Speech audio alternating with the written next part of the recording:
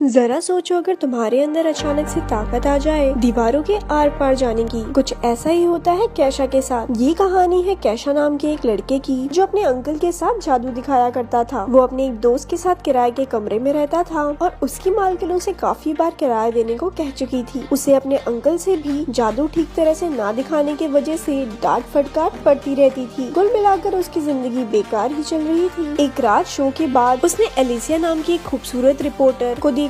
उसकी सुंदरता देखकर उसकी आंखें बस वहीं टिकी रह गई, लेकिन उसके अंकल ने डांट कर उसे बाहर भगा दिया। एलिशा ने बाद में कैशा से मिलकर उसके जादू के बारे में बात की, क्योंकि असल में वो जादू के बारे में एक आर्टिकल लिख रही थी। एक दिन एलिशा अपने बॉयफ्रेंड के साथ उनका शो देखने आ गई। उसे किसी और लड़की के साथ देखकर कैशा के तो दिल के अरमान आंसू में बह गए। जादू में उसका ध्यान लगा नहीं और पूरे शो की ऐसी तैसी हो गई। फिर उसके अंकल ने एलिशा को इंसान काटने वाला जादू दिखाने बुलाया, लेकिन उसकी बजाय उसका बॉयफ्रेंड ऊपर आ गया। उसे देखते ही कैशा के दिल में तो कांटे चुभ रहे थे। वो तो उसके बॉयफ्रेंड को असलियत में काटने वाला था कि उसके अंकल ने जादू संभाल लिया। बाद में अंकल ने उसकी इस खतरनाक बेवकूफी की वजह से उसे नौकरी से ही निकाल दिया। लेकिन कैशा का मानना था कि अगर गोलकीपर खड़ा हो तो क्या हम बॉल शूट भी ना करें। उसे कोई परवाह नहीं थी कि एलिसिया का बॉयफ्रेंड है। वो तो बस उसे पटाने में लग गया। उसे लगता था कि अगर वो अमीर और हैंडसम होता तो एलिसिया जरूर उसकी हो जाती, लेकिन ऐसी किस्मत उसकी थी नहीं। इसके बाद उसने चुपके चुपके एलिशा और उसके बॉयफ्रेंड का पीछा किया, लेकिन उनके घर में तो बेहद टाइट सिक्योरिटी थी। कैशा हताश होकर नीचे ही सिगरेट पीने बैठ गया।